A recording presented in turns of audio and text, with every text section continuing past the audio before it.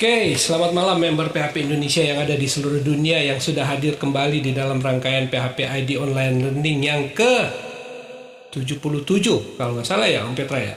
Udah banyak banget ya. Gila. Kan baru Sudah Omser nih. sudah 77 kali saya dilihat. Enggak sih, enggak semua tapi ya begitu deh. Dari tahun lalu kan Om Petra aja udah ngisi 4, 5 kali, 6 kali kali. Udah bosan kali ngisinya.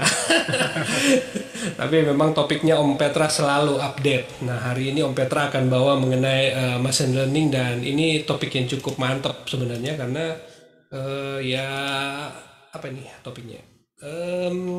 Membangun fitur personalisasi rekomendasi dengan tanpa tanpa pengalaman machine learning. Jadi machine learning punya banyak implementasi dalam prakteknya, tapi kita akan belajar salah satu. Nah, Om Petra akan bagi salah satu fungsi dari machine learning terkait rekomendasi. Dan kita akan segera mulai. Terima kasih untuk teman-teman yang sudah gabung. Sudah ada berapa? 20. Selamat bergabung dan teman-teman yang mau bertanya seperti biasa gunakan kolom komentar yang ada di FB Live. Teman-teman bisa bertanya langsung di sana. Nanti saya akan bacakan dan PHP ID Online Learning terselenggara berkat kerjasama PHP Indonesia dengan Codpolitan, Rumah Komunitas, ID Cloud Host, dan Refactory. Terima kasih untuk semua sponsor yang terus mendukung terselenggaranya program ini. Semoga mereka makin sukses dan terus bertahan di tengah pandemik. Oke, kita akan lanjut dengan bagian pertama dari sisi presentasi dan Om Petra akan sharing presentasi. Oke, thank you banget Om Peter. Saya sharing presentasinya sekarang.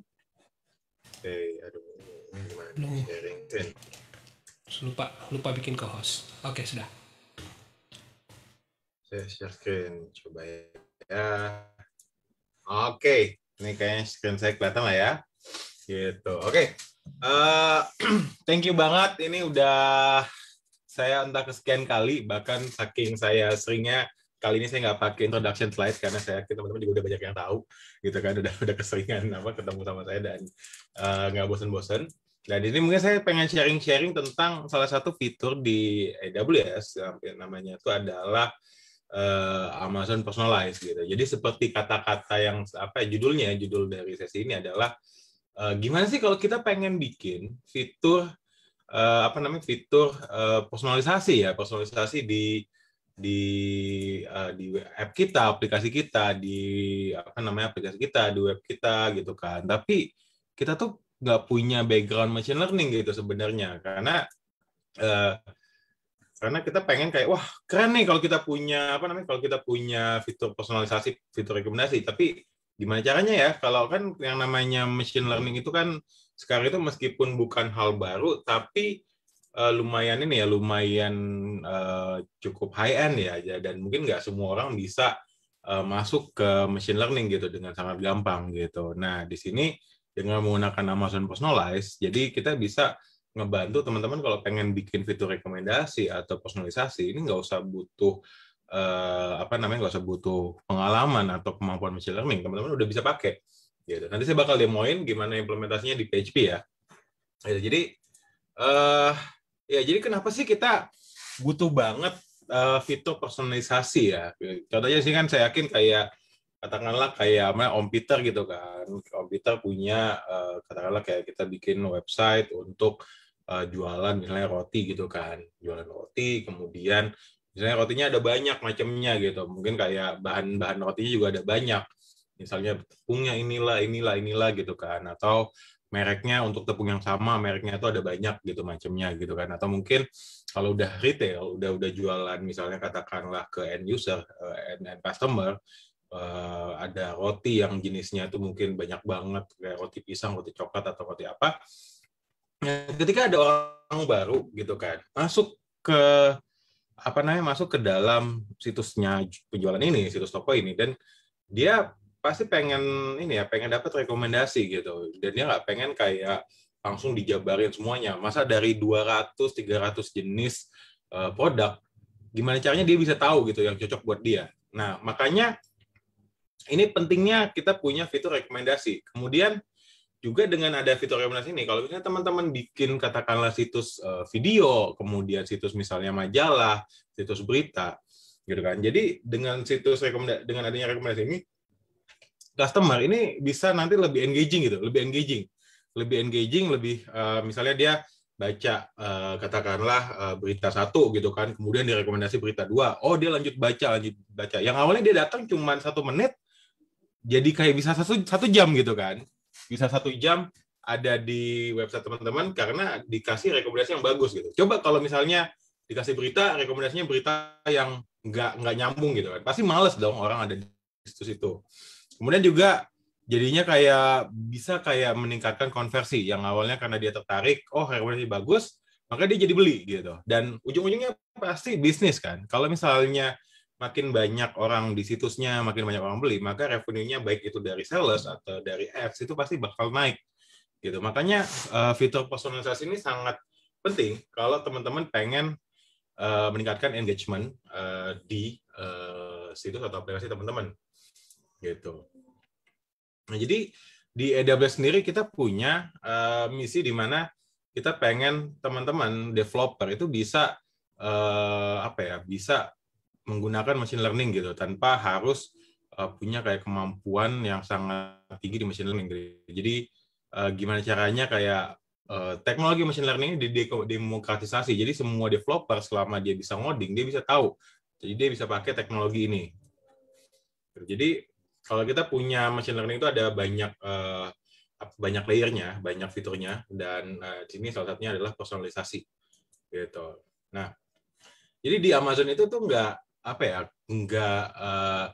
asing lagi dengan namanya personalisasi. Jadi kalau misalnya teman-teman kayak masuk ke websitenya Amazon dulu, itu tuh ketika teman-teman misalnya katakanlah udah masukin di cart gitu kan, katakanlah teman-teman misalnya Tokopedia atau misalnya situs-situs yang lain, itu udah masukin kayak sebuah barang di keranjang gitu. Pasti teman-teman kayak dapat rekomendasi. Ini orang-orang yang sering masukin ini ke keranjang biasanya beli ini lagi loh gitu. Jadinya akhirnya teman-teman malah beli yang lain gitu.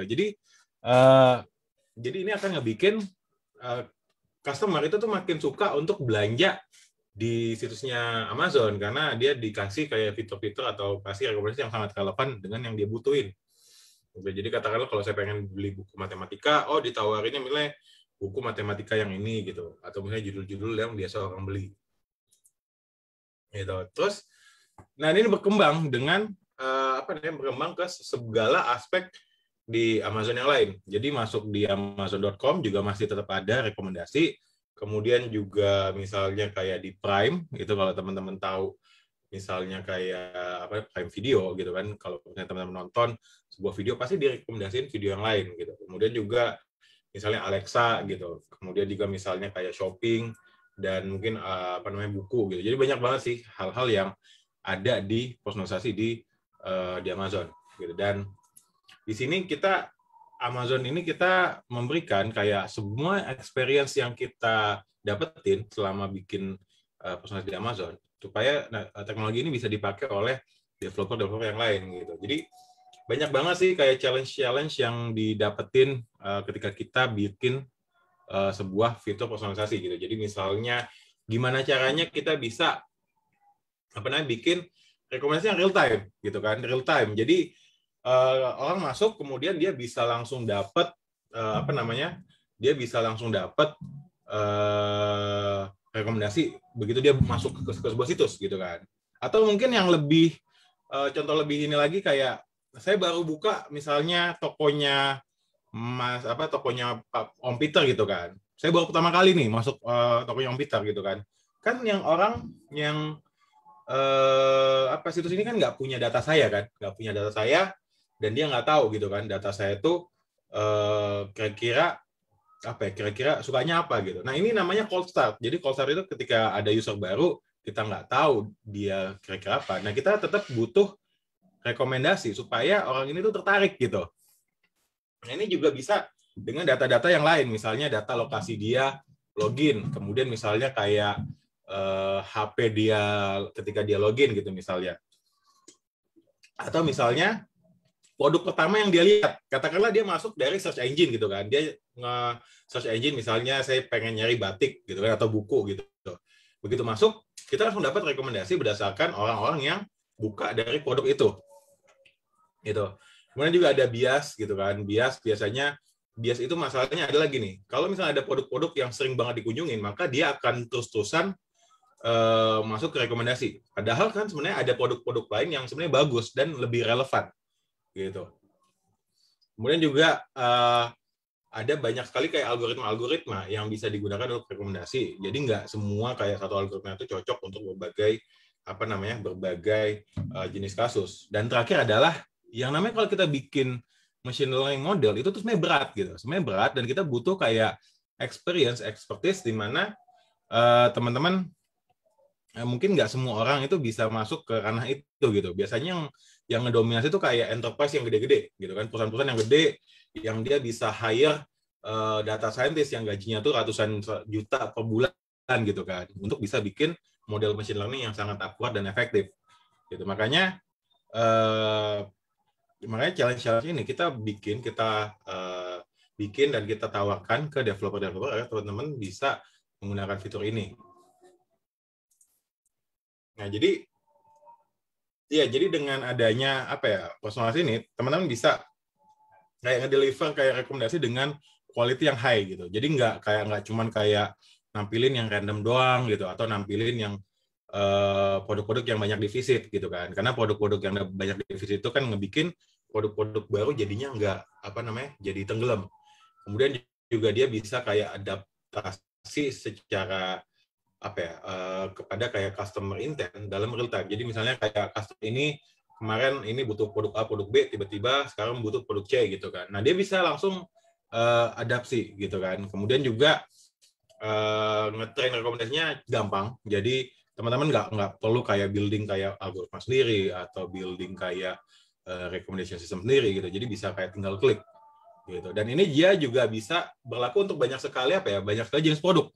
Jadi misalnya untuk produk katakanlah buku, kemudian produk katakanlah kayak makanan, produk katakanlah kayak movie, dia bisa berlaku untuk untuk banyak sekali jenis produk gitu. Jadi cukup general. Nah, di belakangnya gimana sih gitu? Nah, jadi di belakangnya itu dia butuh minimal dia butuh minimal satu data dengan 2 optional data. Jadi data yang pertama yang dia butuhin adalah data user interaction gitu. User interaction maksudnya gimana? Jadi katakanlah kayak ketika saya misalnya nge-visit sebuah produk gitu kan. Itu interaction. Saya produk A saya visit tanggal sekian. Atau misalnya saya nemuin kayak produk ini lewat katakanlah search engine-nya gitu kan. Nah, itu juga sebuah interaction. Atau misalnya saya voting gitu kan. Saya masuk ke produk ini, kemudian saya suka, saya kasih bintang 5 atau bintang 4. Nah, itu juga interaction gitu. Jadi, itu nanti kita bisa kayak kasih bobot. Katakanlah kalau visit sekian, kalau voting sekian, ngasih bintang sekian gitu. Lalu, data yang kedua, yang opsional, itu adalah data dari item, dari produk tersebut. Misalnya gini, katakanlah kayak zaman dulu saya kan bikin situs buat jual properti. Nah, jadi di situ untuk kita meningkatkan akurasi, kita tambahin kayak data-data atribut dari produk tersebut. Misalnya lokasinya di mana, kemudian luas jumlah kamarnya berapa, jumlah kamar mandinya berapa, kemudian watt-nya berapa, kemudian tinggi rumahnya itu berapa lantai, gitu. Atau kalau misalnya film, katakanlah kayak dia yang main aktornya siapa aja. Gitu kan, atau dia genre-nya apakah itu horor, apakah itu misalnya sci-fi atau itu fantasi gitu kan. Kemudian dia dikeluarin tahun berapa gitu. Lalu data yang ketiga yang juga opsional tapi ini juga ketika ditambahkan ini akan meningkatkan akurasi. Ini adalah data dari pengguna itu sendiri gitu. Jadi misalnya katakanlah umur dia berapa gitu kan. Umur dia berapa, kemudian dia tinggal di kota mana, kemudian pekerjaannya apa, karena mungkin pekerjaan itu bakal ada pengaruhnya terhadap kesukaan dia gitu kan, misalnya kemudian gajinya rentangnya berapa gitu, kemudian jenis pekerjaan udah tadi ya. Pokoknya jadi ada data yang dibutuhkan, tapi yang cuma satu, yang user event interaction, optional tuh item metadata sama user metadata. Lalu data-data ini bakal dikumpulin ke Amazon Personalize, nanti dia bakal melakukan ini. Dia bakal kayak menginspeksi datanya, kemudian dia bakal identifikasi fitur-fiturnya gitu. Fitur-fiturnya maksudnya apa? Kalau misalnya katakanlah si user itu dia punya pekerjaan, ternyata pekerjaan itu bukan fitur yang relevan terhadap misalnya kayak rekomendasi film gitu kan. Ternyata mau dia PNS, mau dia misalnya kerja jadi pegawai swasta, ternyata nggak ngaruh terhadap kesukaan film dia, mungkin gitu kan.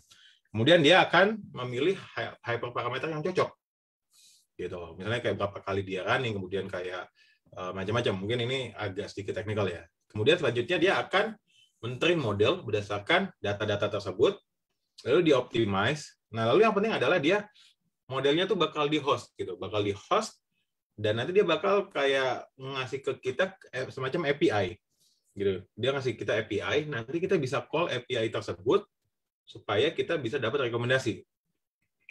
Nah, jadi stepnya gampang sebenarnya.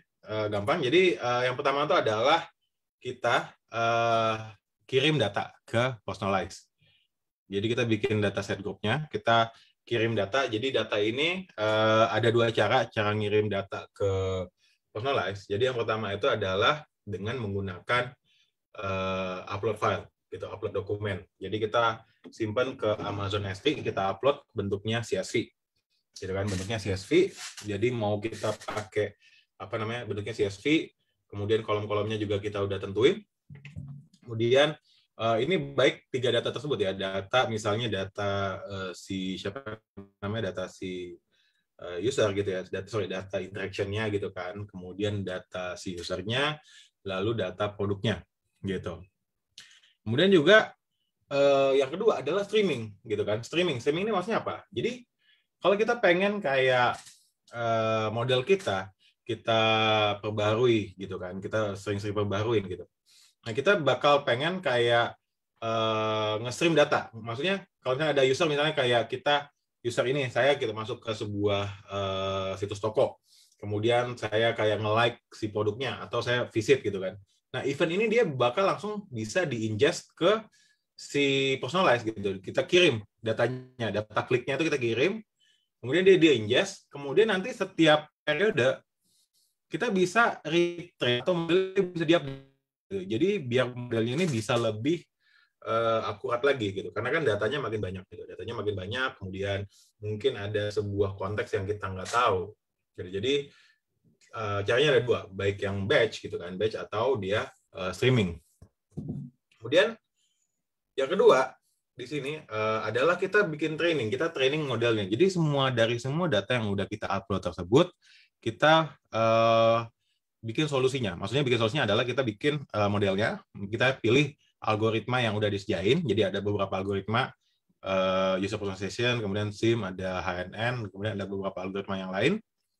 Setelah itu, algoritma dia bakal di-train. Ini agak sedikit lama tergantung dari jumlah datanya gitu. Jadi makin banyak datanya, mungkin dia makin agak lama dia nge-trainnya. Lalu setelah itu adalah inferensi. Jadi di inferensi ini kita bakal ngebikin semacam API gitu kan, yang user itu tuh bisa akses API ini dengan data untuk kayak menginferensi. Katakanlah gini, kita udah nge-training, kemudian ada user baru masuk, kemudian user baru ini katakanlah ID-nya 1000. Nah, ini kita ngirim ID 1000, nah dia bakal ngebalikin item-item yang direkomendasiin gitu kan, berdasarkan misalnya kayak atribut dari si user tadi. Misalnya dia gendernya adalah female, atau pekerjaannya misalnya apa, atau dia pakai browsernya biasanya apa gitu. Nah, use case-nya ada banyak ya. Jadi misalnya pertama adalah personalisasi gitu. Jadi kalau misalnya kita habis nonton, kita akan langsung ditawarin film-film selanjutnya gitu kan. Kalau misalnya film-filmnya nggak menarik buat kita, pasti kita udah langsung keluar gitu kan. Kita misalnya kayak teman-teman pakai Netflix gitu kan, teman-teman udah selesai nih nonton filmnya gitu, terus yang direkomendasiin film yang nggak menarik, teman-teman pasti kayak udahlah matiin aja TV-nya gitu. Nah, tapi kalau pakai user personalization, begitu kita kelar, kita direkomendasiin kayak film-film yang mirip atau yang sesuai dengan yang kita tonton gitu kan, atau yang mungkin kita suka. Nah, ini yang akan ngebikin kita ya udah tonton lagi aja gitu, Itu user personalization. Atau yang kedua adalah similar items. Maksudnya gini, kalau misalnya teman-teman visit gitu kan sebuah produk, nah di sini dia bakal rekomendasiin kayak item-item yang sama gitu, yang sama yang biasanya orang visit juga bareng si item yang teman-teman lihat kayak gitu. Jadi biasanya kayak ini kayak apa namanya, biasanya di teman-teman kan visit sebuah page, kemudian masukin ke keranjang, kemudian di bawahnya kelihatan oh ini yang mirip-mirip nih itemnya gitu, yang atau mungkin kayak orang-orang yang biasa beli ini barengan.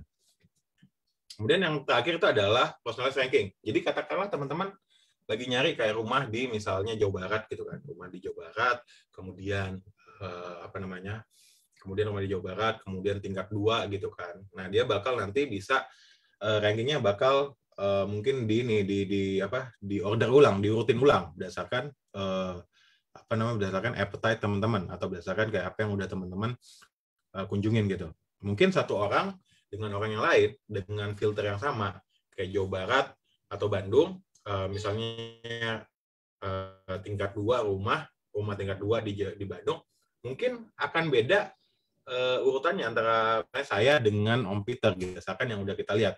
Katakanlah saya udah ngunjungin kayak rumah-rumah yang warna putih gitu kan, Om Peter rumahnya yang hijau, mungkin dia bakal ngurutin kayak oh saya tuh kebanyakan yang di atas tuh rumah warna putih gitu misalnya, katakanlah gitu. Ini jadi itu kayak dia berdasarkan kategori.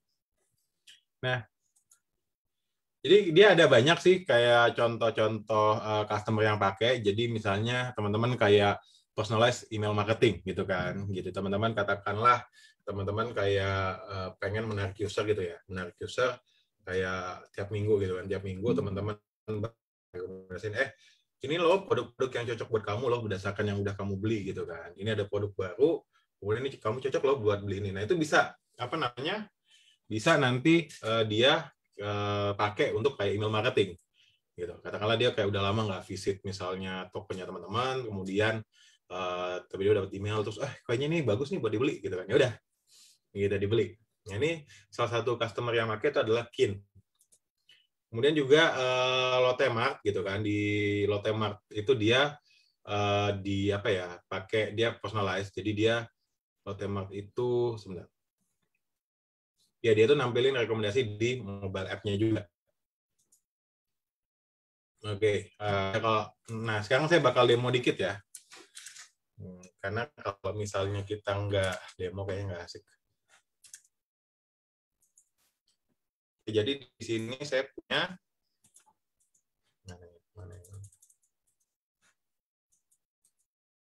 Oke, saya login dulu. Oke, ini saya punya aplikasi. Saya punya aplikasi. Kebetulan aplikasinya saya pakai Yi karena untuk menghormati Om Peter yang Yi banget gitu ya. Kebetulan saya udah mulai karatan pakai Yi. Dan juga ini kan kita kan ngomongnya PHP ya. Kalau misalnya saya kayak nawarinnya kayak aplikasi JavaScript, mungkin saya besok-besok nggak diundang lagi sama Om Peter kali. Kenapa sih pakai JavaScript gitu? Oke, jadi di sini saya punya semacam aplikasi ya. Di sini aplikasinya, ini teman-teman lihat ya, kelihatan nggak? Kelihatan nggak? Saya mungkin gedein dikit. Oke. Di sini saya punya aplikasi Y. Kemudian saya punya apa namanya, indeks gitu ya, indeks. Kemudian, nah untuk tabelnya sih simple.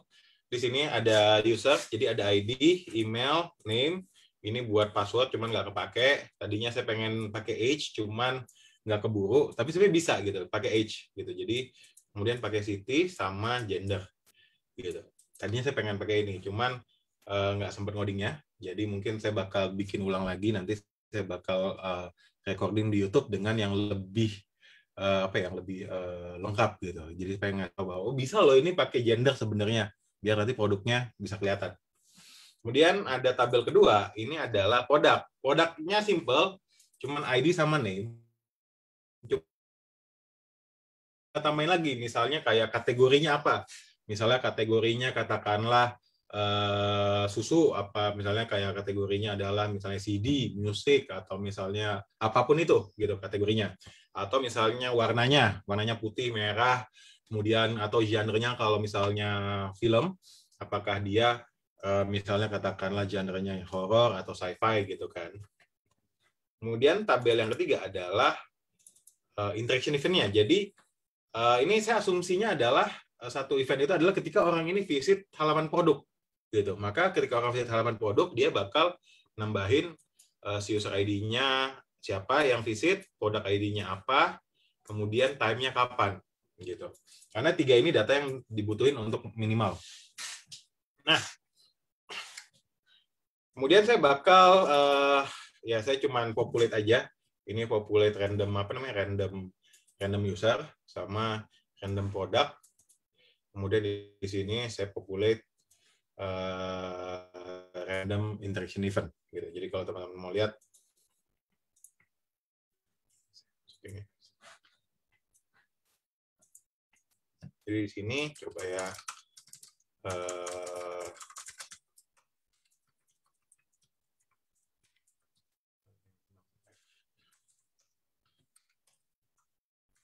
jadi SQL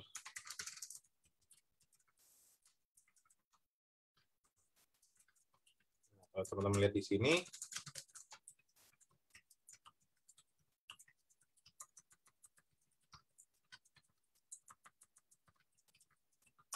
ini dia banyak banget. Jadi ini random. Jadi kita lihat di sini user ID-nya apa, produknya apa yang divisit, kemudian tanggal berapa gitu. Nah, ini yang paling simpel. Oke. Oke, mau saya mendadak habis baterai. Oke, anyway. Nah, teman-teman lihat demonya ya. Jadi demonya di sini all products-nya. Nah, ini recommended products ini masih random. Ini saya belum sambungin karena tadi nggak sempat. Mungkin kita bisa lihat live coding ya. Saya bakal live coding nyambungin yang recommended products ke si si personalize-nya. Kalau yang ini dia cuma random doang. Kalau teman lihat kodenya dia cuma kayak gini sih. Di sini kan ini kan all products gitu ya. All products dia cuma kayak nge-query semua produk yang ada. Jadi semua produknya tuh ini ya, select from products gitu. Nah, dia ada 500 products random. Nah, kalau untuk yang recommended-nya cuman ini doang sih, cuman random aja 1 2 3 4 5. Tapi nanti ini saya bakal nyambungin ke personalize gitu. Semoga berhasil. Nah, oke. Sekarang gimana caranya kita bisa ingest data? Jadi ingest data di sini saya bikin semacam kode buat ekspor datanya gitu. Semacam ekspor datanya. Di sini saya punya comments gitu kan. Simpel aja. Jadi dia cuma ngambil semua yang ada di tabel product interaction, kemudian dia export as CSV gitu. Tapi sebenarnya ini bisa langsung kayak upload ke S3 bucket sih sebenarnya, cuma saya nggak sempat aja. Nah, di sini coba kita lihat docker ps docker exec 6f4 dash. Nah, di sini saya bakal coba export misalnya interactions. API export interactions. Nah, teman-teman lihat di sini dia ada sini dia bakal nge-export formatnya adalah user ID-nya, product ID-nya, kemudian timestamp-nya. Timestamp-nya itu dalam bentuk Unix. Gitu. Nah, di sini di atasnya itu dia ada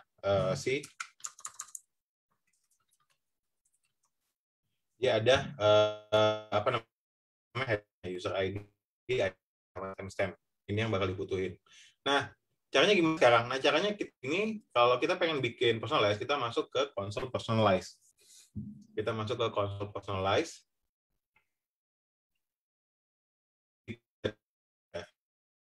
Dataset group, kemudian ini my dataset group 1 gitu. Karena saya udah bikin. Lalu sini saya punya dataset detail gitu kan. Saya my dataset 2 gitu kan. Kemudian kita bisa bikin kayak skema yang baru. Jadi skema yang baru itu user ID, item ID, timestamp. Nah, kita bisa nambahin kayak skema yang lain gitu. Jadi di sini coba personalize.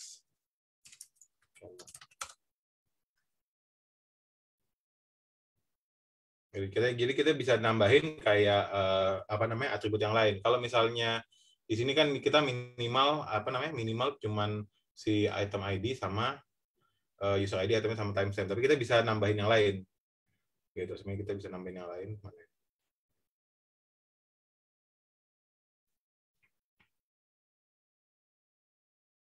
Gitu kita bisa nambahin yang lain. Misalnya katakanlah value-nya gitu misalnya atau type event-nya apa.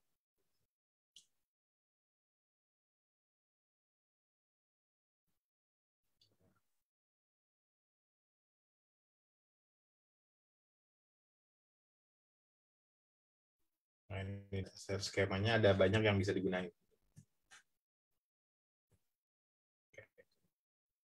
Gitu kan, jadi bisa kayak event apa, event value-nya apa, impression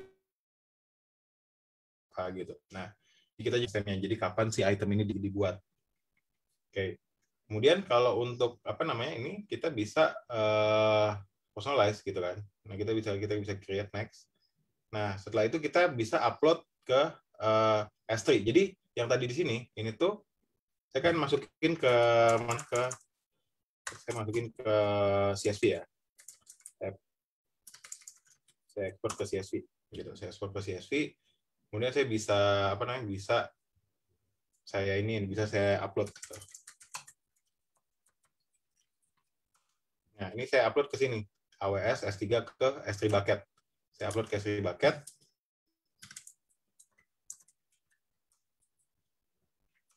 Jadi interaction CSV-nya saya upload ke S3 bucket. Nah, pas saya upload ke S3 bucket gitu ya. Nah, ini saya udah bikin yang baru, yang lama saya udah bikin sebelumnya ya. Di sini my product dataset. Nah, di sini saya udah upload nih. Jadi ini kita bisa upload 3 user item interaction, item sama users. Tapi yang optional, yang require itu yang user itemnya aja gitu. Yang item kita optional, kita bisa nambahin, bisa enggak gitu kan. Jadi kalau untuk item itu dia misalnya kita nambahin kayak atribut-atribut yang lain kayak misalnya warnanya apa, kemudian apa namanya lihat di sini ya kayak items gitu kayak genre-nya apa gitu. Kita bisa terserah kita. Genre-nya apa, kemudian timestamp-nya kapan dibuat gitu. Kemudian atau kalau misalnya users gitu. Atau kita bisa upload si usersnya juga gitu. Si usersnya kalau di usersnya kita bisa pakai misalnya kayak si dia apa namanya umurnya berapa, gendernya apa, kemudian dia tinggal di mana. Jadi kita tinggal ngeset si skemanya aja gitu. Nanti kita upload CSV-nya berdasarkan skemanya itu. Nah, ini kan saya udah upload nih. Saya udah coba upload ke S3 bucket. Nah, kalau di sini teman-teman lihat, ini saya udah upload di sini. Saya udah upload ini user ID-nya string, item ID-nya sama timestamp-nya. Kemudian di sini saya udah import. Importnya itu dari si data location yang tadi yang udah saya upload. Gitu. Nah, selanjutnya setelah saya udah upload, saya tuh bikin si solusinya. Gitu. Saya bikin solusinya. Jadi saya di sini saya create solution, kemudian misalnya my solution gitu ya. Nah, di sini saya bisa bikin kayak resepnya.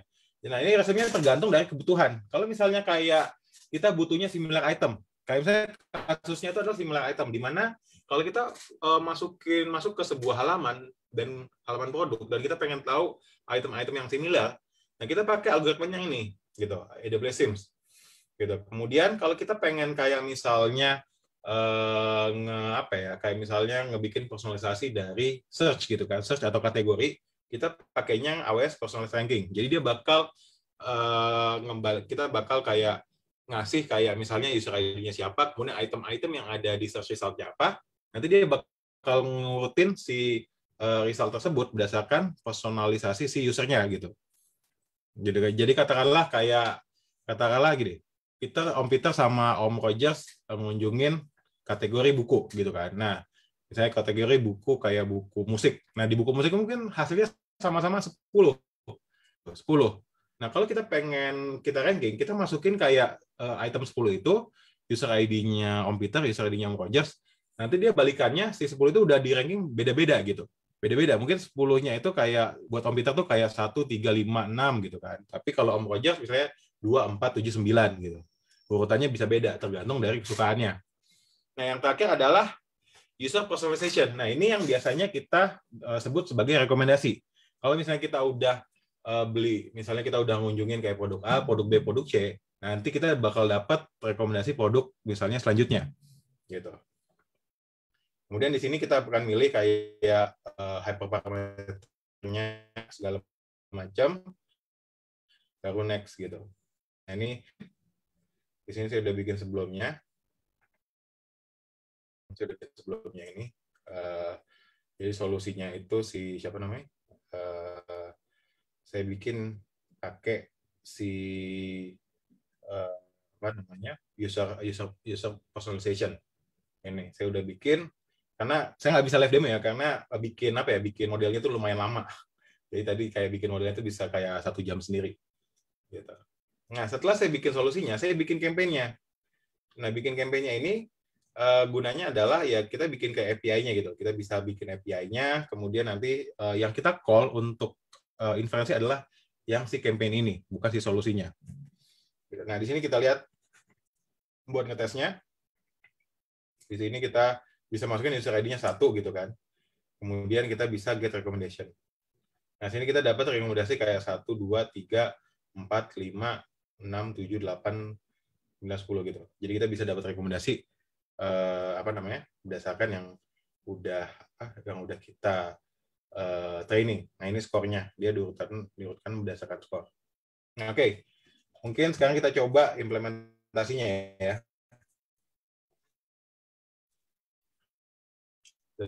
Implementasinya ini saya.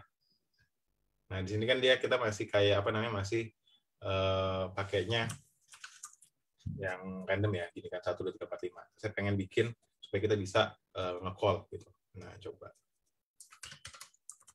AWS PHP SDK buat personalize. Kita harusnya bisa ya.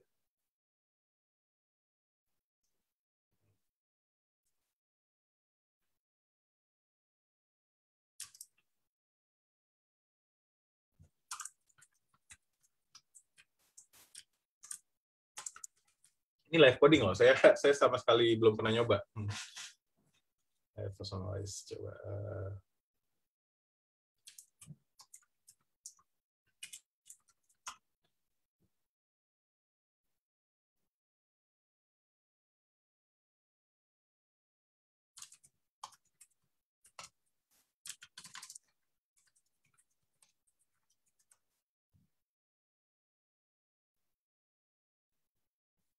Kita bakal coba buat bikin kliennya.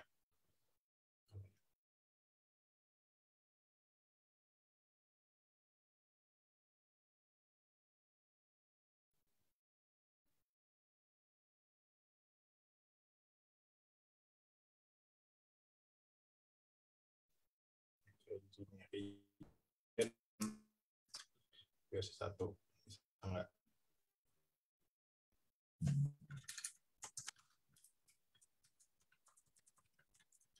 Coba kita refresh. Dia jalan nggak ya? Oke, dia nggak jalan kenapa? Oh.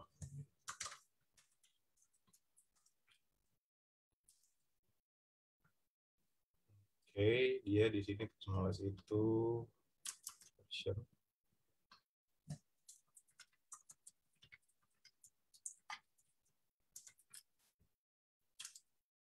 Oke.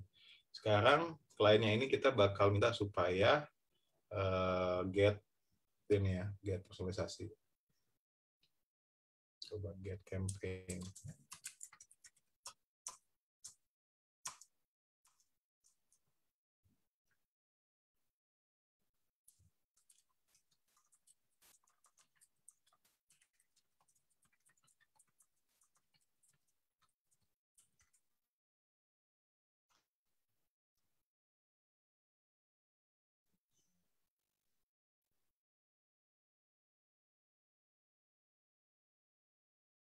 Oke, get recommendation berarti.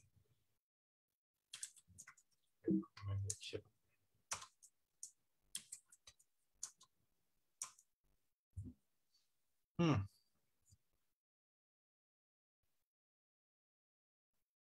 API-nya apa ya dia? Inference job. Inference. Oke, inference.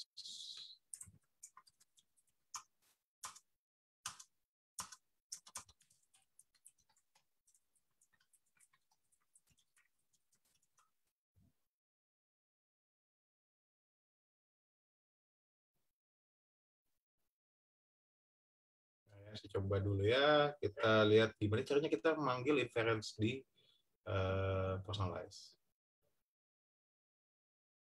Get recommendations. Oh, enggak. Get recommendations.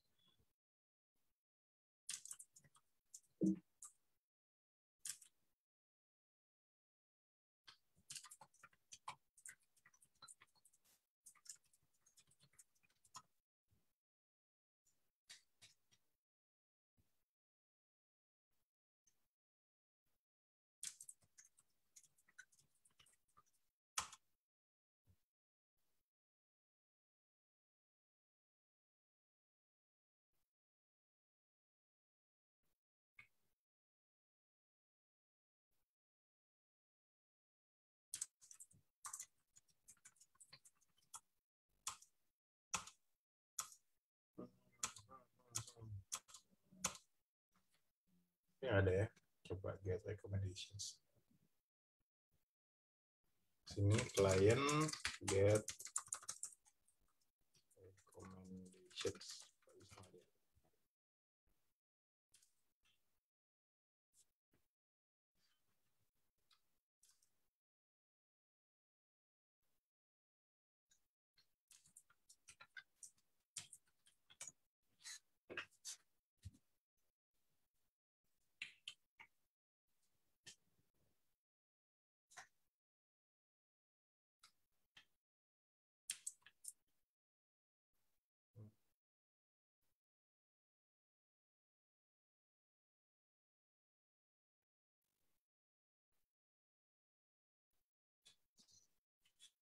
Harusnya bisa sih get recommendations.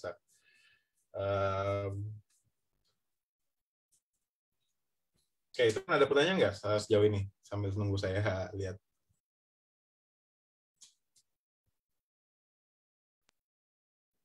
Kelihatannya ada sih. Ini ada get recommendations. Ini apa sih dia?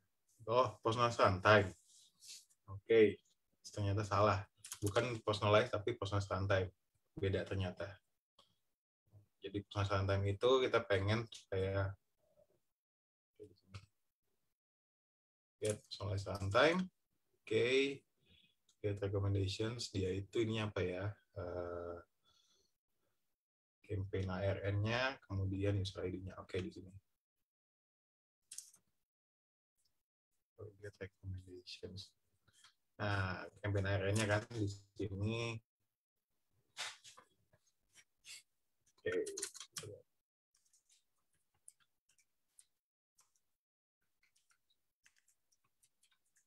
Kita butuhnya jumlah result-nya cuma 5 aja. Item ID-nya nggak butuh. Campaign ARN-nya nggak butuh. Filter ARN-nya nggak butuh. Context-nya nggak butuh. Nah, user ID-nya kita bikin misalnya 1 gitu ya. User ID. Ini sebenarnya kalau di biasa pakainya app gitu kan. App kemudian user ID kan. Cuman di sini saya belum bikin login ya, login sistemnya, jadi agak masalah. Kayak di sini campaign ARN. Nah, campaign ARN-nya yang mana? Campaign ARN itu yang ini gitu. Di sini. Ini campaign 2. Ini campaign ARN-nya. Tapi kalau bisa jangan di hardcode gitu ya. Nah, di sini kita coba result. Coba hadam. Ini apa ya? Coba result itu apa?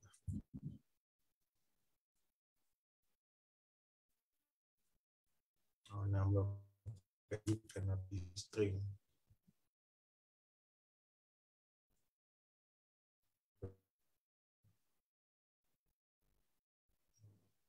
stringnya jadi gini, 1 kali. Gitu.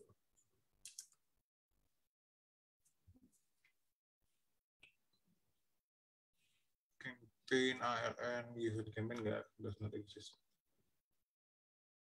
Oh, AP Southeast. Oh, salah, bukan US East, AP Southeast. AP Southeast 1. AP Southeast 1. Nah, kita bisa lihat kan di sini ada item ID-nya nih, item list. Di sini ada item list-nya, ID-nya 4 gitu kan, 1 2 3 4 item ID. Oke. Berarti di sini berarti recommended item ID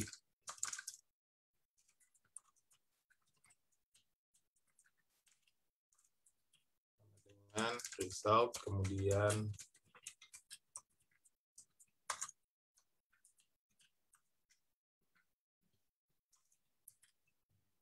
coba lihat result item list, kemudian item ID. Oke. Nah, ini kita bisa tinggal array map.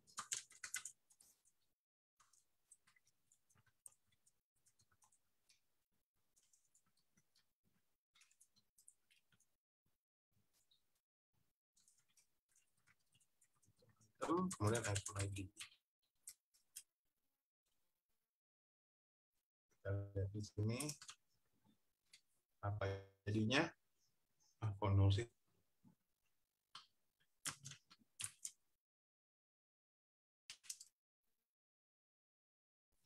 Item list 0.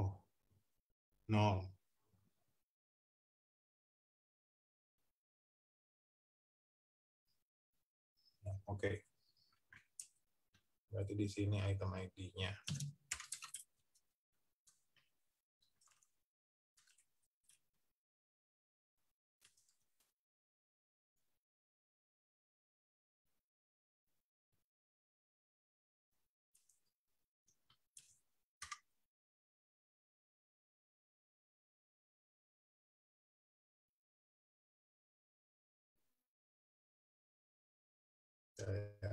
Kenapa di sini? Kita recommended item IDs.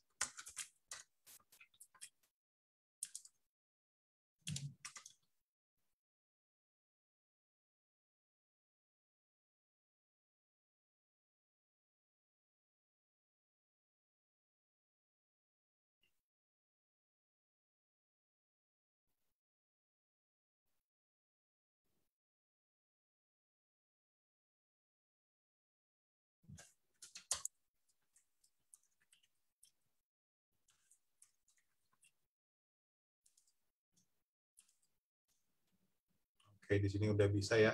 String 217. Oke, di sini berarti yang saya lakukan adalah masukin recommended item IDs-nya.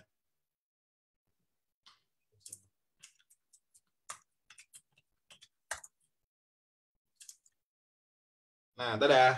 Nah, di sini udah kelihatan kan? Di sini recommended item-nya. Jadi ada 1, 160, 27, 21 gitu. Nah, sekarang kita pengen supaya kita bisa track event. Nah, ini kan udah dapat recommended products-nya. Ini kan dia nyarinya dapatnya dari si runtime client gitu. Oke, sekarang kita pengen bikin supaya nge-track event-nya gitu. Kalau kita track event gimana? Ini kan kalau kita ngeklik di sini masuk produk, di sini kita bisa nambahin ke si user product interaction, which is okay gitu kan, which is okay. Kita nambahin ke user product interaction gitu kan. Jadi pas kita masukin produknya kan kita masuk ke sini ya. Kita masuk sini, dia bakal nambahin satu counter, satu event. Dia bakal nambahin satu event di sini, masukin ke database gitu. Tapi pada kenyataannya saya nggak menganjurkan hal seperti ini. Jadi nyimpen event di MySQL itu agak sedikit berat. Jadi mungkin coba pakai DynamoDB atau yang lain gitu kan. Karena kan ini lumayan berat gitu. Jadi saya nggak menyarankan dan juga saya nggak menyarankan lewat backend. Kalau bisa kalau nge-tracking event itu lewat front end. Nah, sekarang kita pengen nge-track pakai streaming. Jadi di sini saya udah bikin event tracker-nya. Ini my event tracker. Di sini kita bisa bikin pakai server API. Nah, ini buat datanya nih. Buat datanya, tracking ID-nya apa, session ID-nya itu berarti session ID si user yang lagi login gitu kan. Kemudian user ID-nya siapa, event type-nya mungkin nggak butuh kayaknya. Kemudian propertiesnya ini apa ya? Kebiasaan saya juga belum tahu sih, belum pernah nyoba. Event type, kemudian produk ID-nya nggak ada sih. Oke. Event list-nya. Oke, kita coba. Bisa nggak ya? Jadi kalau di di AWS di SDK-nya juga dia udah nyediain sih. Di sini Amazon PHP SDK personalize track event atau put event. Di sini recording event. Ini ada put event. Di sini kita bisa put event.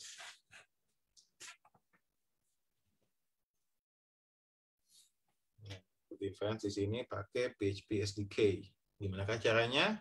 Dia pakainya apa? Oh, personalized events client. Oh, udah beda lagi. Wow. Ya, ternyata dibedain. Nah, ini kita bikin kliennya sama ya. Kayak gini. Client sama dengan new. Client sama dengan new event. Kemudian ini totally saya nggak pernah nyoba di PHP, cuma saya yakin di PHP, jadi ternyata bisa. Jadi saya ini murni nggak pernah nyoba. Region, di sini region, kemudian AP Southeast 1, baru versionnya tadi apa ya namanya ya? Berapa ya versionnya? Versionnya tadi tuh bukan yang tadi ini tuh bukan juga banyakan tab memang.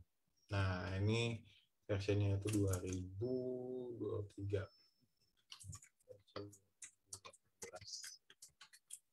Oke, sekarang kita pengen put event gitu. Put event.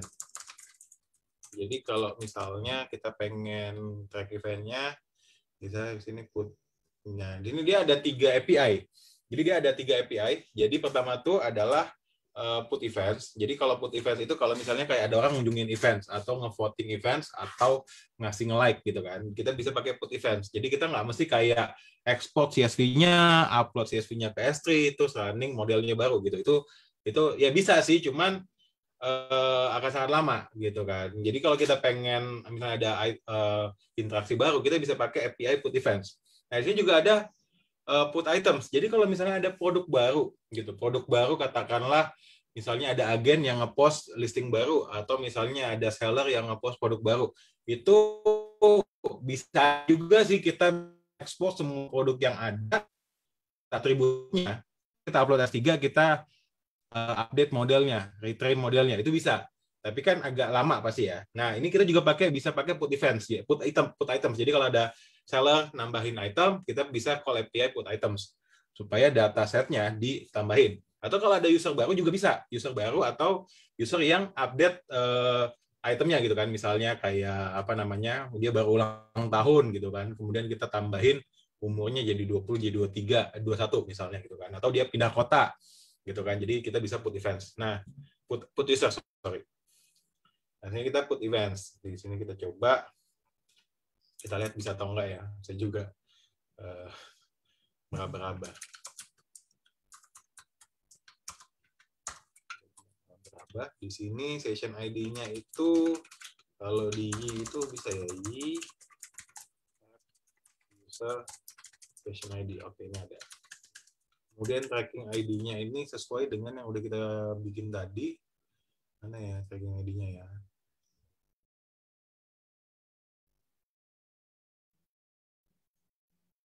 Nah, ini dia tracking bukan. Oh iya, ini tracking ID yang ini. Di sini tracking ID. Kemudian user ID-nya tadi 1 ya. Usernya. Kemudian send app. Send app itu bisa kita bikin jadinya misalnya PHP time get now ya.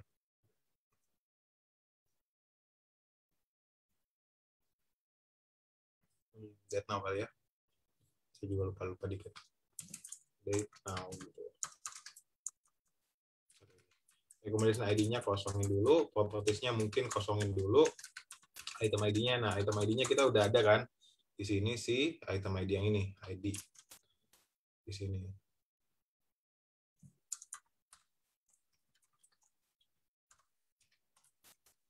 Kemudian impression-nya serah. Event value-nya juga bisa. Event value itu misalnya kayak kalau kita misalnya voting ngasih bintang 5 sama bintang 4 kan pasti tinggian bintang 5. Event type-nya apa ya? Event type-nya itu apa?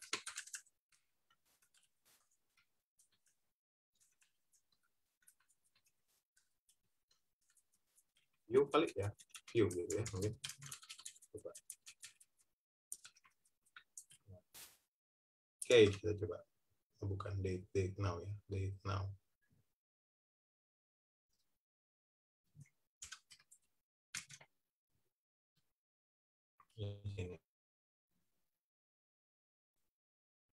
Nah, dia ini langsung nge-track gitu. Jadi dia langsung put events.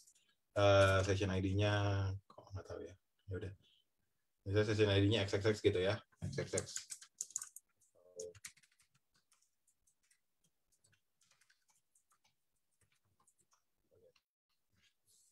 Session ID.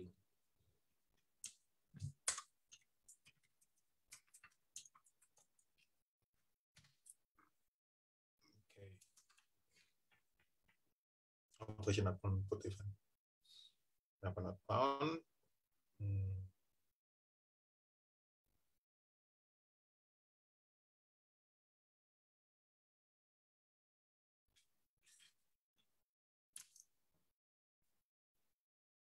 Apakah karena dia SDK-nya sudah tua?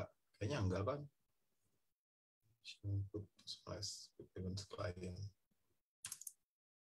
Oh, sorry. Put events pakai S.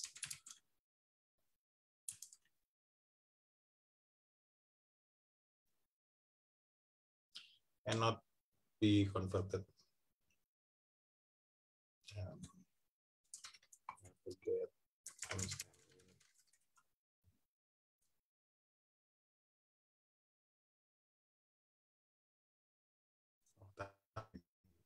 Pakai time ternyata. Di sini berarti time. Oke, sekarang kita coba. Nah, dia langsung ini pas dia nge-visit, jadi kita langsung kirim put events gitu. Jadi kita kirim kayak trackernya gitu. Jadi nantinya kenapa ini penting? Karena begitu kita pakai kalau kita pakainya kita pakainya yang user personalization, dia nanti bakal diupdate tiap 2 jam gitu secara otomatis. Jadi kalau ada orang visit, kemudian dia ada kayak orang visit, kemudian ada orang banyak visit, kemudian untuk selanjutnya dia bakal tiap 2 jam dia bakal diupdate modelnya dengan data-data yang udah baru itu gitu. Jadi kalau mungkin yang pakai yang similar itu, dia mungkin kita harus retain dulu modelnya. Gitu. Oke, jadi ya demikian demo dari saya. Jadi ini kita lihat ini all products, kemudian di sini ada recommended products-nya berdasarkan yang udah kita rekomend gitu. Nah, silakan kalau ada yang punya pertanyaan bisa ditanyain. Jadi saya kembali kita. Oke, kita akan masuk sesi tanya jawab dan saya close dulu ya ininya ya. Oke, kita akan masuk sesi tanya jawab teman-teman, tapi sebelum kita masuk sesi tanya jawab, Om Petra boleh break sebentar minum-minum dulu. Karena ada beberapa pesan yang mau lewat ini, jadi saya mau bacain dulu. Oke, teman-teman, PHP ID Online Learning terselenggara berkat kerjasama PHP Indonesia dengan Codpolitan. Codpolitan adalah platform belajar pemrograman secara online dengan berbahasa Indonesia yang dikembangkan khusus untuk membantu generasi muda belajar dan berlatih pemrograman agar kompetitif di era industri 4.0. Dan promosi dari Rumah Komunitas. Rumah Komunitas sebagai pelopor merchandise inovatif di Indonesia menyediakan custom pakaian sesuai keinginan, berkualitas dan tanpa minimum order. dari ID Cloud Host. ID Cloud Host adalah penyedia layanan web hosting provider berbasis SSD cloud hosting dengan berbagai pilihan lokasi data center. Dibangun pada tahun 2015, ID Cloud Host telah melayani kebutuhan dari berbagai segmentasi, baik itu kalangan profesional, SME, hingga korporasi besar dengan lebih dari 100.000 customer. Dan promo terakhir dari Refactory. Refactory adalah perusahaan teknologi yang berkomitmen untuk memberdayakan masyarakat dengan mengenalkan mereka terhadap dunia pemrograman. Kami percaya Indonesia adalah negeri besar dengan potensi sumber daya digital yang dapat berkontribusi dalam transformasi digital dunia. Oke, kita akan masuk sesi tanya jawab dan mau di-scan dulu nih yang sudah nanya. Ada berapa ya? Oke, Om Gunawan Bibisono nanya, apakah fitur ini juga mendeteksi harga posisi terdekat jualnya, konteks e-commerce?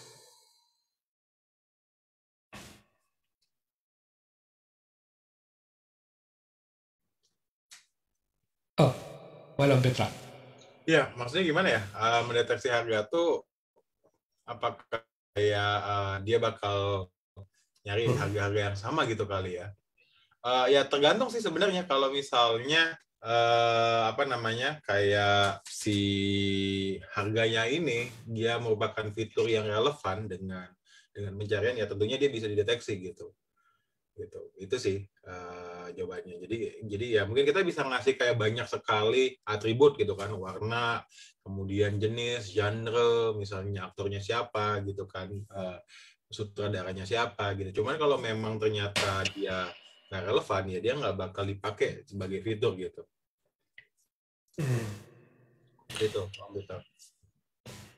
Oke, pertanyaan berikutnya dari Mas Si Om Gun juga, similar item artinya mencari berdasarkan kategori yang sama juga. Betul. Jadi seperti saya bilang tadi kan, kalau kita masuk ke sebuah sebuah halaman produk, nah dia nanti bisa nampilin kayak produk-produk yang kira-kira sama, atau kayak orang-orang yang biasa ngelihat produk ini biasanya ngelihat produk yang mana gitu. Jadi tergantung kayak dari produk yang dilihat. Oke, dan pertanyaan berikut, ada lagi nggak nih? Oh, sudah habis, udah nggak ada yang nanya. Wah, tumben hari ini penanyanya dikit. Padahal sebenarnya topik ini termasuk menarik karena memang saya juga sempat diskusi sama Om Petra udah berapa lama yang lalu kayaknya ya. Karena di perusahaan tempat saya bekerja memang recommendation system ini sangat boleh dibilang jadi fitur yang penting juga karena kita retail kan. Jadi kalau orang beli telur sudah pasti beli tepung, orang beli tepung udah pasti beli butter. Nah, kadang-kadang orang customer tuh suka bingung, saya kalau beli tepung yang mana ya? Betul. Sudah beli tepung sama yang butter yang mana ya? Nah, kadang-kadang itu jadi pertanyaan juga sama customer, dan recommendation system ini sebenarnya menolong banget untuk memberi rekomendasi ke teman.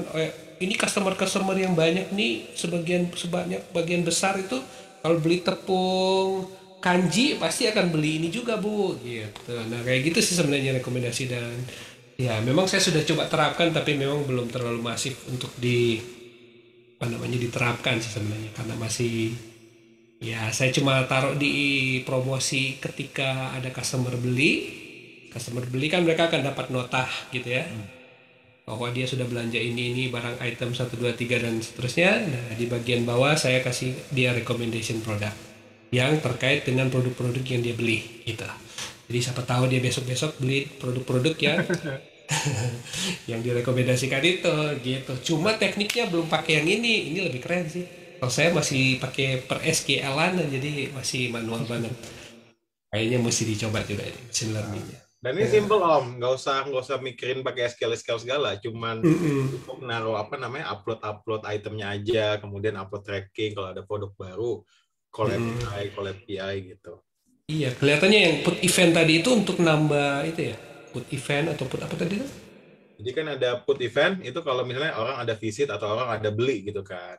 Itu put Oh, intent. Jadi kalau misalnya beli itu kan dia pasti kayak signalnya lebih tinggi daripada dia visit. Ya enggak, bobotnya pasti lebih tinggi daripada dia visit gitu. Kemudian kalau ada put item itu kalau misalnya dari adminnya nambahin item baru gitu, nambahin item baru, kita daripada kita ekspor ke CSV kemudian upload S3 ya mending kita bisa langsung put item. Kalau misalnya oh, ada user register gitu kan itu juga bisa oh, gitu. semacam memperbaharui dataset gitu ya. Betul. Coba data. Oh iya, iya, iya. Betul, penting banget dataset. Nah, merekomendasikan ke customer datasetnya dataset tahun lalu, padahal tahun ini sudah beda lagi mungkin behaviornya. Jadi mungkin itu. Nah, dari Om Gun lagi nanya lagi, berapa gaji yang sesuai untuk menguasai ML? Wah, ini pertanyaan ini nggak Wow, related nih. nanyanya gaji. Gaji itu tergantung demand sebenarnya, gitu. Tergantung demand. Jadi, uh, uh, I think kalau kita bisa melihat kayak misalnya junior yang ML itu ya startnya udah 2 digit gitu kan. Even yang saya tahu kayak kayak apa namanya VP of research yang khusus untuk machine learning gitu kan, itu juga bisa ratusan apa namanya ya minimal bisa 3 digit sih gitu. Jadi tergantung kebutuhan karena memang dunia data science ini emang lagi dibutuhin banget kan karena kayak tadi kita uh, kayak tadi lah kita bisa bikin kayak rekomendasi personalisasi gitu kan. Rekomendasi itu kan dia ada langsung nyangkut ke revenue ya enggak. Jadi dengan kita bisa ngasih rekomendasi yang bagus ke customer, sales kita bisa naik dengan cepat gitu. Makanya data science ini tuh dia sangat penting gitu kan, sangat penting karena impact-nya sangat tinggi. Dia bisa ningkatin sales, dia bisa nge-cut cost gitu. Jadi again itu juga tergantung dari kebutuhan dari perusahaan. Kalau memang dia impact-nya gede, misalnya katakanlah dia butuh rekomendasi yang sangat akurat sehingga dia bisa naikin pendapatan sales dari 100 juta ke misalnya 1 miliar. Itu pasti gajinya nggak kecil gitu, pasti tinggi banget gitu. Makanya agen tergantung, tapi intinya secara general data science ini memang punya apa namanya punya demand yang sangat tinggi, makanya gajinya juga tinggi. Tapi kalau misalnya teman-teman di sini apa namanya kayak pengen punya fitur rekomendasi yang cukup yang akurat gitu kan, tapi nggak punya budget buat ngegaji data scientist, nah bisa pakai Amazon Personalize gitu, lebih mudah. Oke. Apakah di AWS sendiri rekomendasi selain rekomendasi ada fitur-fitur apa lain yang lain lagi terkait machine learning? Kalau machine learning banyak ya. Misalnya coba saya share screen lagi deh. Saya share screen lagi di sini. Jadi kalau saya share screen lagi itu ada banyak banget ya. Di sini dilihat ada. Jadi kita nyebutnya itu 3 layer gitu di AWS. Nah, jadi kita ngeliat 3 layer ya. 3 layer ini yang bawah itu adalah infrastruktur. Jadi kalau infrastruktur itu dia udah mulai sangat fleksibel. Jadi kita ngasih semacam hardware CPU yang orang-orang tuh bisa kayak bikin kayak infrastruktur sendiri gitu kan. Tapi ini biasanya itu didominasi oleh enterprise gitu karena orang kalau pakai layer bawah dia pasti udah punya data engineer, tim data engineering, tim data scientist gitu kan, tim research gitu. Itu kalau yang bawah. Kalau untuk yang tengah itu biasanya dia udah punya apa ya? Dia cukup kayak nyediain model sama algoritma. Infrastrukturnya kita udah sediain gitu. Jadi kalau untuk tengah itu buat company-company yang cuman punya kayak tim data scientist dan yang mungkin tim data scientist-nya nggak masif gitu ya. Yang mungkin kayak cukup punya kayak apa kemampuan tahu algoritma-algoritma yang cukup advance gitu. Tapi mungkin dia nggak punya data engineer yang bikin infrastruktur. Nah, di atas ini adalah layanan namanya kita bilang AI services gitu. Jadi, ini set of API yang orang-orang tuh bisa tinggal pakai dan dia kan mimicking artificial intelligence ya. Jadi kayak misalnya katakanlah mulai dari vision, dia bisa kayak mengenali kayak video gitu. Dia bisa mengenali muka gitu tanpa kita harus punya kemampuan machine learning atau kemampuan data scientist. Atau juga speech, di mana dia bisa kayak nerjemahin dari suara ke teks, atau sebaliknya, dari teks ke suara. Dan juga apa namanya di teks, dia bisa kayak ngambil data-data, misalnya kayak nama orang, kemudian nama city gitu. Dia bisa mengenali kayak part of speech-nya apa. Kemudian ada search juga, kemudian ada chatbot, dan ini juga ada personalization, Lalu sebelahnya ada forecasting. Jadi forecasting itu kalau misalnya Om Peter kan butuh kayak misalnya gini, kayak mesen barang ya, mesen stok. Itu kan stok itu kan nggak boleh terlalu lama disimpan di gudang, ya nggak? Dan juga nggak boleh pas orang mesen barangnya nggak ada, gitu. Nah, forecasting ini adalah kita bisa nge-forecast kapan sih kita harus beli stok kita dan berapa banyak, gitu. Dan ini dipakai juga oleh Amazon untuk mengoptimasi warehousing, gitu. Jadi stoknya bisa bisa disimpan dengan tepat, gitu. Dan juga dia nggak berlebihan kan, dan juga nggak kekurangan. Kemudian di sebelahnya itu juga ada fraud detector. Jadi fraud detector tuh kalau misalnya Om Peter suka ngasih kayak diskon-diskon gitu kan. Nah itu kan ada suka orang-orang kayak register pakai email bodong, kemudian nyari diskonnya gitu kan. Nah dia bisa tahu, oh ini usernya bodong. Nah sebelahnya ada development, nah itu code guru, dia bisa kayak ngedetek kayak kode program, kode Java, kayak bagian mana yang bisa dioptimasi gitu. Jadi basically banyak banget sih kalau layanan machine learning dan data di AWS. Wow, berarti kita ada banyak yang perlu kita pelajari. Nah, jadi teman-teman tadi sudah dilihat bahwa rekomendasi ternyata hanya salah satu tuh. Padahal rekomendasinya sendiri banyak banget ternyata juga use case-nya. Dan Mau nanya dong, masih tuh silakan Mas Roger. sorry. Petra. Om Petra mau nanya. Biasanya AWS ada hands-on codingannya gitu, sampel coding. Untuk personalize ini ada hands-on codingan yang bisa di-share nggak? Biasanya AWS ada sampel code gitu. Banyak kok, banyak banget. AWS Labs personalized. Barusan saya nyari di GitHub AWS samples ya. Biasanya ada. Ada kok ini AWS samples, Amazon personalized samples. Oh iya itu. Ini ada sampel-sampelnya. Ini bagus banget sih. Gitu. Dan dia semua use case-nya. Jadi personalization buat user kayak rekomendasi, dan ranking dari search, kemudian kemudian batch recommendation sama related items. Udah banyak sih ini. Oke, berarti bisa langsung coba dari situ ya? Bisa langsung coba dari sini juga. Oke. Makanya dia nggak ada kode PHP ya. Dia pakai apa sih? Python sih. Ini saya lihat baru dapat nih. Python notebook. Pakai Python notebook. Nah, ya dia pakai Python notebook gitu. Tapi kalau mungkin buat teman-teman yang pakai PHP kan, ya pakainya yang contoh kode saya tadi kan. Itu karena pakai API-nya PHP, kita bisa call gitu.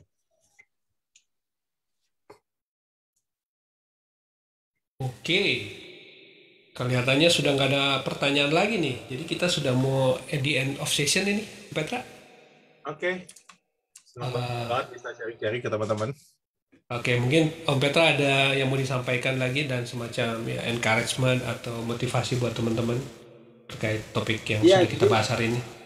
Betul, jadi setuju. Jadi kalau dari saya sih gitu, dengan adanya cloud computing dan layanan-layanan memudahkan ini, teman-teman tuh bisa dengan mudah bikin kayak aplikasi yang ramah terhadap gitu. Jadi kayak yang dulunya teknologi machine learning dan data scientist ini kan didominasi oleh enterprise gede. Kalau sekarang kan teman-teman bisa pakai yang udah siap jadi dipakai, kemudian yang jelas fitur yang sederhana rekomendasi ini itu tuh bisa meningkatkan engagement dan juga meningkatkan revenue gitu dari sales atau juga ads gitu. Jadi again saya sangat encourage teman-teman yang punya aplikasi PHP yang sifatnya adalah kayak consumer product kayak misalnya e-commerce atau misalnya konten atau magazine.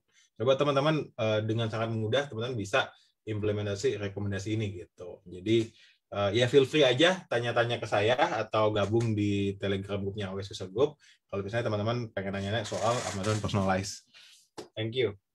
Oke, jadi teman-teman yang mau coba kontak ke Om Petra bisa gabung ke grup-grup di Telegram apa ya namanya ya? AWS, tinggal di search aja AWS User Group. Nah, nanti di sana ada grup-grup Telegram AWS yang dimana teman-teman bisa bertanya mengenai produk-produk yang terkait machine learning. Oke, baik, dengan demikian berakhir sudah PHP Online Learning kita, dan sebagai pengumuman PHP ID Online Learning berikutnya besok hari kita akan ketemu dengan topik yang sangat bagus lagi, Test Driven Development Part 2. Ini adalah topik yang sangat dinanti-nanti oleh teman-teman karena Om Freddy kemarin sudah bawa topik ini dan banyak menantikan part yang kedua. Jadi besok hari Kamis jam 7 di tempat ini untuk PHP AD online learning ke-79. Hari ini tuh 78 ternyata, saya lupa sebut tadi.